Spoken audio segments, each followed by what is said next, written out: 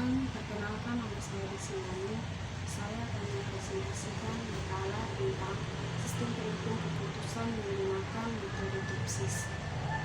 Sistem pendukung keputusan merupakan suatu interaktif yang mendukung keputusan dalam proses pengambilan keputusan melalui alternatif-alternatif yang diperoleh dari hasil pengambilan data, informasi, dan rancangan model.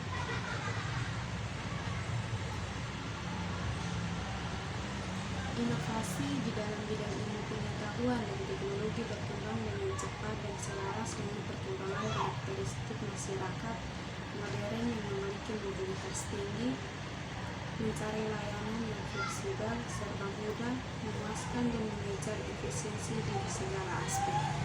Dalam perancangan sistem pendukung keputusan terdapat banyak metode yang bisa digunakan. Salah satu metode yang digunakan adalah metode MADM. Metode MADM adalah suatu metode yang digunakan untuk mencari alternatif optimal dengan kriteria tertentu. MADM sendiri memiliki beberapa metode penyelesaian. Salah satu metode yang digunakan untuk metode penyelesaian MADM adalah metode TOPSIS. Metode ini banyak digunakan karena konsepnya sederhana dan mudah dipahami. Komputasinya efisien dan memiliki kemampuan untuk mengukur kinerja relatif dari alternatif-alternatif keputusan dalam bentuk matematis yang sederhana. Melalui aplikasi ini, nantinya pengguna aplikasi dapat mempertimbangkan pengambilan keputusan dengan alternatif dan kriteria berdasarkan kepada kebutuhannya masing-masing. Tujuan dari penerapan metode TOPSIS pada sistem pendukung keputusan adalah pemilihan telepon seluler. Pemilihan telepon seluler menjadi salah satu sistem pendukung keputusan yang dapat diandalkan untuk memudahkan proses pengambilan keputusan penggunaan telepon seluler berdasarkan kualitasnya. Sistem pendukung keputusan atau SPK adalah bagian dari sistem informasi berbasis komputer atau termasuk sistem pengetahuan yang dipakai untuk mendukung pengambilan keputusan dalam suatu organisasi atau perusahaan. SPK merupakan penggabungan sumber-sumber kecerdasan individu dengan kemampuan komponen untuk memperbaiki kualitas keputusan.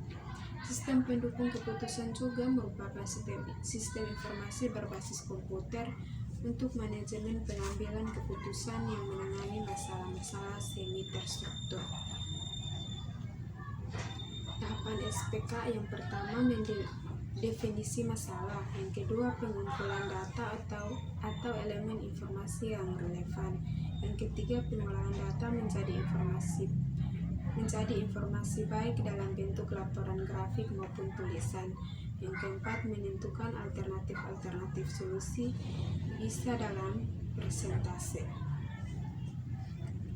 Berikut tujuan dari SPK. Yang pertama, membantu menyelesaikan masalah semi terstruktur. Yang kedua, mendukung manajer dalam mengambil keputusan. Yang ketiga, meningkatkan efektivitas bukan efisiensi pengambilan keputusan.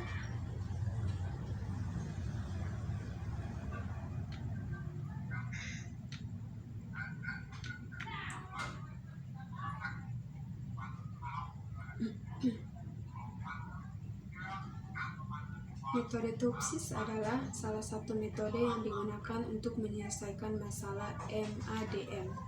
Metode TOPSIS didasarkan pada konsep di mana alternatif terpilih yang terbaik tidak hanya memiliki jarak terpendek dari solusi ideal positif, namun juga memiliki jarak terpanjang dari solusi ideal negatif. Konsep ini banyak digunakan pada beberapa model MADM untuk menyelesaikan masalah keputusan secara praktis. Hal ini disebabkan karena konsepnya yang sederhana dan mudah dipahami, komputasinya efisien, dan memiliki kemampuan untuk mengukur kinerja relatif dari alternatif keputusan dalam bentuk matematis yang sederhana. Secara umum, prosedur topsis mengikuti langkah-langkah sebagai berikut. Yang pertama itu membuat matriks keputusan yang ternormalisasi. Yang kedua, membuat matriks keputusan yang ternormalisasi terbobot. Yang ketiga, menentukan matriks solusi ideal positif dan matriks solusi ideal negatif. Yang keempat, menentukan jarak antara nilai setiap alternatif dengan matriks solusi ideal positif dan matriks solusi ideal negatif. Yang kelima, menentukan nilai preferensi untuk setiap alternatif.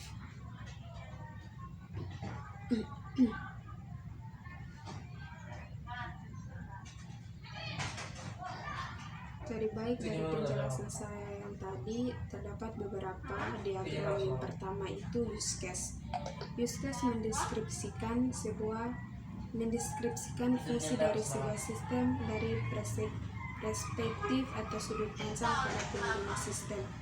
Use case mendefinisikan apa yang dilakukan oleh sistem dalam elemen-elemennya, bukan bagaimana sistem dalam elemen-elemennya saling berinteraksi. Penjelasan use case diagram. Yang pertama itu, di dalam use case diagram di atas terdapat satu aktor, yaitu register user. Yang kedua, register user adalah pengguna yang telah terdaftar. Ketiga, register user harus melakukan autentikasi terlebih dahulu sebelum masuk ke dalam sistem. Yang keempat, setelah itu register user dapat membuat aplikasi sistem penentu keputusan yang baru atau mengubah aplikasi sistem yang telah dibuat sebelumnya. Yang kelima, setelah register user mengatur atau membuat dan merubah aplikasi sistem pendukung keputusan, register user dapat menentukan kriteria yang ditetapkan. Yang berikut, sequence diagram. Sequence diagram mendokumentasikan komunikasi atau interaksi antar kelas-kelas. Sequence diagram menunjukkan sejumlah objek dan pesan yang diletakkan di antara objek-objek di dalam use case.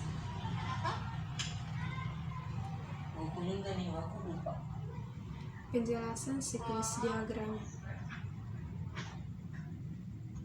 Yang pertama, register user membuat DSS melalui sistem create.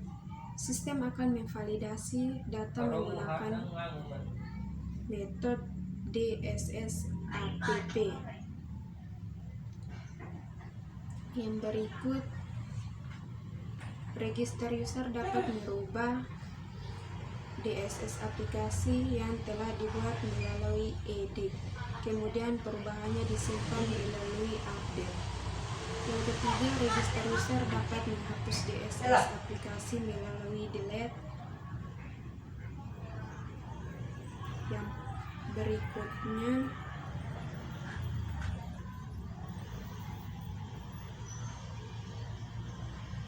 penjelasan switch diagram alternatif. Yang pertama itu, register user membuat alternatif melalui create. Sistem akan memvalidasi data menggunakan metode alternatif untuk memeriksa apakah data yang diinput sudah memenuhi aturan dan selanjutnya disimpan melalui save.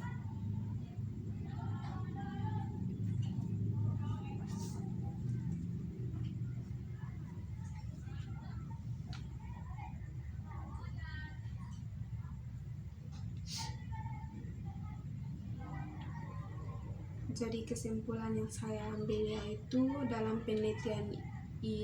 penelitian SPK untuk pemilihan telepon seluler dapat dibuat dengan penerapan metode topsis. Dengan penerapan metode topsis ini diperlukan waktu yang cukup lama untuk melakukan proses generate score apabila memiliki banyak alternatif dan kriteria. Selain itu, sistem hanya bisa mengolah data kriteria numerik. Untuk mengolah data non-numerik harus menerapkan proses enumerasi secara manual. Jadi baik, sekian dari presentasi saya. Jika ada kurangnya